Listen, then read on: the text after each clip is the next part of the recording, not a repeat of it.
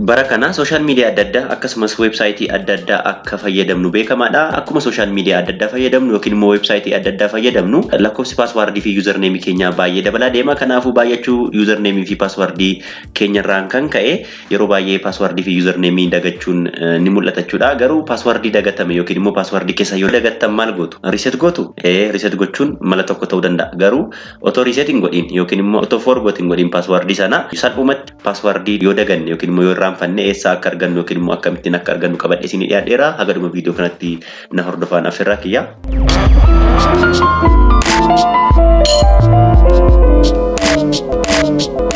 Jirra jirtu kabajamtoonni maatiiwwan Lammishootuu warra nan beekneef ani lammiidha. Lammishootuu birraati. Akkuma beekamu bara kana baay'inni social media baay'achaa jira. Akkasumas namoonni websaayitii adda addaa yeroo fayyadamnu yookiin immoo siistema adda addaa yeroo fayyadamnu yeroo itti username fi paaswaardii nu gaafatutu jira.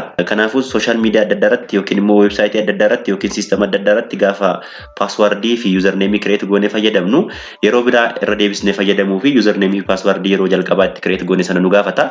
Garuu baay'een keenyi social media adda addaa waan fayyadamnuuf yookiin immoo websaayitii adda addaa waan fayyadamnuuf username fi paaswaardii ni daganna. Kanaaf username fi paaswaardii kana gaafa daganne forgot gochuun akka danda'amu beekamaadha yookiin reset gochuun akka danda'amu beekamaadha. Garuu otoo forgot hin gochisiisin yookiin immoo otoo reset hin gochisiisin haaluma salphaatiin paaswaardii fi username duraan fayyadamne argachuu ni danda'ama. Kanaaf har'a viidiyoo kana keessatti yookiin suur-sagalee kana keessatti akkamittiin paaswaardii fi username saved ta'e akka argannu qabadhe isinii dhiyaadheera. Na hordofaa jechuun barbaada. Kanaaf browsera ittiin fayyadamaa turre yookiin immoo browsera ittiin social media adda addaa yookiin sistema adda addaa ittiin access gochaa turre sana seenna jechuudha. Fakkeenyaaf ani amma yeroo baay'ee Microsoft Edge nan fayyadama, Mozilla Firefox nan fayyadama, akkasumas illee Google Chrome nan fayyadama. Kanaaf browserii kana sadan keessaatiyyuu bakka kamitti paaswaardii save ta'e akka argannu sana agarsiisachuudha. Kanaaf jalqabamanii eessan seenaa Mozilla Firefox kanan seenaa. Mozilla Firefox ergan seenee kunoo karaa harka mirgaa masmarri sadiin jirti jechuudha. Masmara sadii kan irratti kilik godha. Sanaan booda as dhufeetaniini setting kan jettu jirti. Settingittan bu'aa. Sanaan booda kunoos kana privacy and security kan jedhu jira. Isheetti buuna. Sanaan booda gad harkisuutiini password bakki jedhu jira. Kuno login and password jedha. Saved login bakka jettu kanatti gaafan bu'u passwordii fi username browsera kana fayyadameen ani access gochaa tureeru naaf baasa jechuudha. Isheettan bu'aa.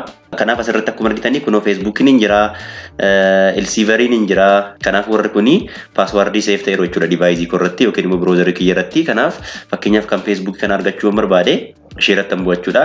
Kan Elsiverii kan argachuu barbaade ishee irratti bu'achuudha. Yeroo sana maal na gaafatachuudha? Paaswaardii laaptooppii kiyyaa na gaafatachuudha. Paaswaardii sana guutuutiin maal godhachuudha? Username fi paaswaardii asirratti save ta'e kan argachuu danda'achuudha. Mee browsera lammaffaa seennume kanaa baanuti. Browsera lammaffaa Microsoft Edge dha. Ishee kana kunoo seeneera. Sanaan booda akkuma silaa sana karaa harka mirgaa masmarri sadiin jirti yookiin immoo dootii sadii jira. Isheetti buuna. Sanaan booda setting kan jedhu jira. Setting erga seenne kun immoo password kan jettu directly ma jirti jechuudha. Kunooti password kan jettu jirti. Isheetti buuna. Sanaan booda passwordii save ta'eeru nu baasaa jechuudha. Kunoo warreen kuni passwordii asirratti save ta'eeru yookiin immoo browser kanarratti save ta'eeru jechuudha. Inni jalqaba websaayitii jedha. Websaayitii maqaa websaayitii sanaati. Inni lammaffaa username dha. Inni itti aanu passwordii isaati. Kanaaf kunoo mallattoo ijaa kanatti bu'uutiin yookiin immoo ishee kanatti bu'uutiin paaswaardii asitti dhokatee jiru kana arguu ni dandeenya jechuudha. Kanaaf paaswaardii kana ilaaluuf yookiin immoo paaswaardii kana baruuf kunoo mallattoo ijaa kanatti bu'achuudha. Kilii gaafan godhu maal na gaafatachuudha? Paaswaardii laaptooppii kiyyaa na gaafata jechuudha. Maal jennaan namni kamiyyuu gaafa laaptooppii keenya banaa argate as keessa seenee ilaalee paaswaardii keenya baruu waan danda'uuf paaswaardii nu gaafata jechuudha. Kanaaf paaswaardii laaptooppii kiyyaatti galchaa jechuudha yookiin immoo kan diskitooppii keenyatti galchina jechuudha. Kuno paaswaardii galchee argan paaswaardii galchee okay jedhachuudha.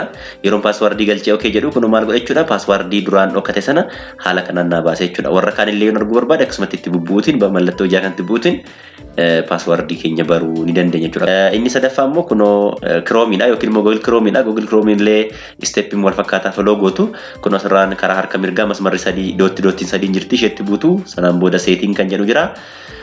Sanaan booda kunoo privacy and security jettanii gad harkistanii dhumarraatii argachuu ni dandeessu yookiin immoo kunoo bakka sarchii kanatti paaswaardii to'attanii sarchii gootanii illee argattu jechuudha. Kunoo paaswaardii kan jettu jirti isheettan bu'aa. Sanaan booda maal jechaa jira kunoo asiiti save the password jedhe jalatti maal jedha save the password will appear here jedha yookiin immoo password kan save ta'e asitti baha jechuudha.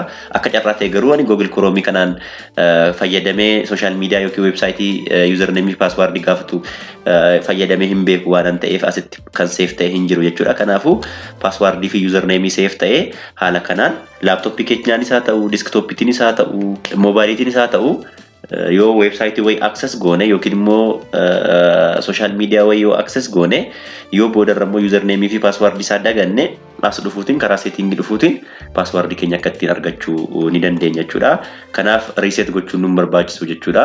Yoo video kana jaallattan like share comment gochuu hin dagatina. Hiriyoota keessaniif illee share godhaa jechuun barbaada. Haga video biraatii wal arginutti nagaan naaf tura. Oolaa bulaa deebana.